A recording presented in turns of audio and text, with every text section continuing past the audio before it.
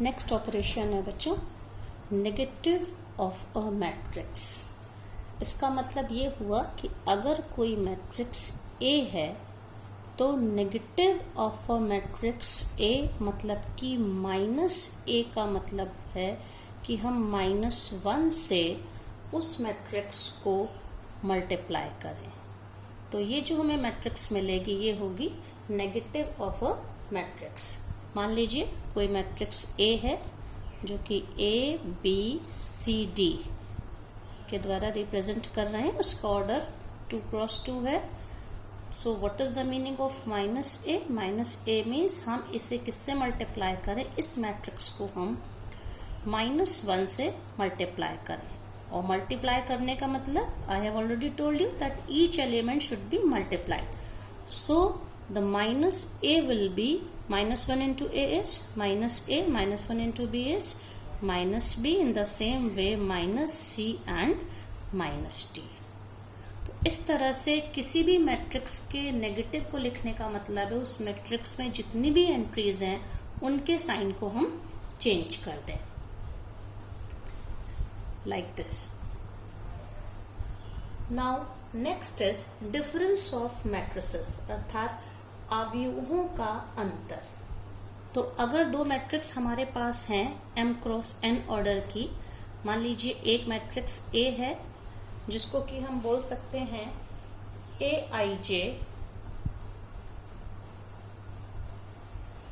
इसका ऑर्डर है m cross n, तथा दूसरी मैट्रिक्स है B जिसको हम कह सकते हैं Bij और इसका भी ऑर्डर वही m क्रॉस n।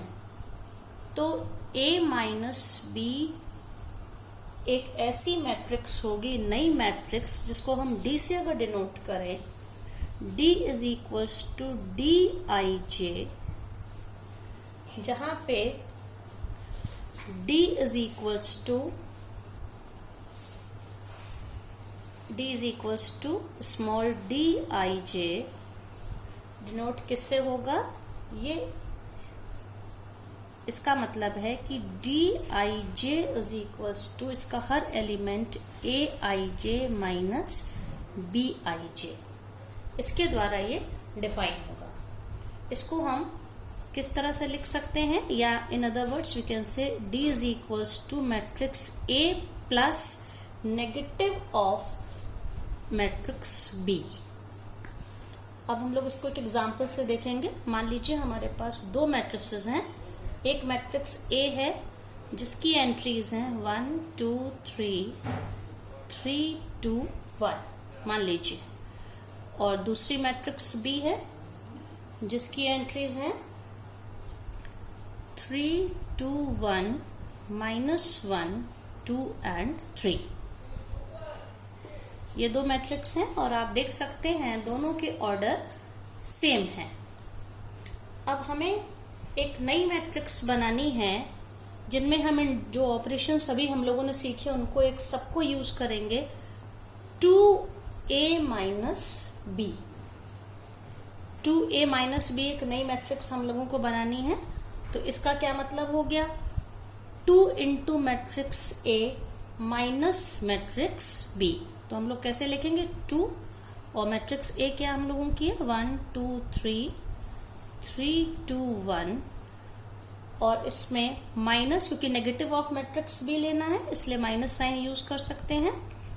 3 2 1 -1 2 3। यहाँ पर आप देखिए दोनों मैट्रिक्स के ऑर्डर सेम है, इस चीज को ध्यान रखना है। तो हम लोग इसको स्टेप वाइज करेंगे।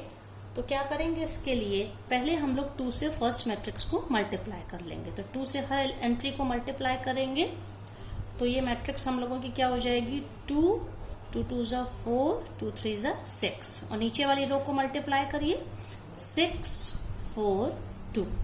तो ये मैट्रिक्स हम लोगों की कौन सी बन गई 2a, और यहाँ पे अब हम लोग देखिए प्लस का साइन लगा रहे हैं, उस माइनस को अंदर भेजने का मतलब है हर एलिमेंट को -1 से हम लोग मल्टीप्लाई करेंगे। तो 3 को -1 से किया -3 -2 -1, नीचे -1 को -1 से करेंगे तो +1 -2 एंड -3। इस तरह से ये दो मैट्रिक्स हमको मिल गई। अब हम इनको ऐड करेंगे। एडिशन आप एडिशन सीख चुके हैं मैट्रिसेस का, तो हम लोग इसको कैसे ऐड करेंगे, इन दोनों मैट्रिक्स के करस्पॉन्डिंग एलिमेंट्स ऐड होंगे। सो 3 2 प्लस -3, तो ओवरऑल आंसर इसका क्या हो जाएगा -1। 4 प्लस -2 मतलब कि 4 - 2 क्या हो जाएगा 2। 6 -1, 6 में -1 को ऐड करिए तो 5। इसी तरह नीचे सेकेंड रो में 6 के साथ +1 होगा, 6 + 1 is 7। 4 के साथ -2 को ऐड करिए, मतलब 4 - 2 दैट इज 2। सिमिलरली 2 के साथ -3 को ऐड करना, it means 2 - 3 that will be -1। इस तरह से हमें जो मैट्रिक्स मिली, इसमें हम लोगों ने मैट्रिक्स A को स्केलर 2 से मल्टीप्लाई किया, मैट्रिक्स B का हम लोगों ने नेगेटिव लिया, फिर इसके बाद इन दोनों मैट्रिक्स को हम लोगों ने ऐड कर दिया। तो इस तरह से हम लोग मैट्रिक्स के इन ऑपरेशंस को, negative of a matrix, difference of matrix, addition of matrix और मल्टीप्लिकेशन बाय स्केलर, सबको हमने यूज करते हुए इसे हम लोगों ने इस तरह से सॉल्व किया। अब इसके बाद है प्रॉपर्टीज ऑफ मैट्रिसेस, अवयवों के योग के गुणधर्म, प्रॉपर्टीज ऑफ मैट्रिक्स एडिशन। इसमें सबसे पहली प्रॉपर्टी है बच्चों, सबसे फर्स्ट प्रॉपर्टी मैट्रिक्स एडिशन की है कि ये कॉम्यूटेटिव लॉ को फॉलो करते हैं। कॉम्यूटेटिव लॉ को क्या कहते हैं हम लोग, इसको हिंदी में कहते हैं क्रम विनिमेय नियम। क्रम विनिमेय नियम, इस प्रॉपर्टी को, इस नियम को आप लोग बहुत छोटे क्लासेस में फॉर नेचुरल नंबर्स और इंटीजर्स के लिए ऑलरेडी पढ़ चुके हैं। तो इसी प्रॉपर्टी को हम लोग मैट्रिसेस के लिए यूज करेंगे। तो अगर A और B दोनों matrix same order m cross n की मान लीजिए हैं, तो अगर दो मैट्रिक्स A हैं, A + B is same as B + A, ये प्रॉपर्टी हम लोग यूज कर चुके हैं पहले ही। अब हम इसको छोटे से एग्जांपल से लेंगे, क्योंकि याद रखना दोनों मैट्रिक्स का ऑर्डर सेम होगा तभी ये कॉम्यूटेटिव लॉ या क्रम विनिमय नियम फॉलो करेगा। जैसे मान लीजिए 1 2 3 4 ये मैट्रिक्स A है और B मैट्रिक्स है 5 6 7 8।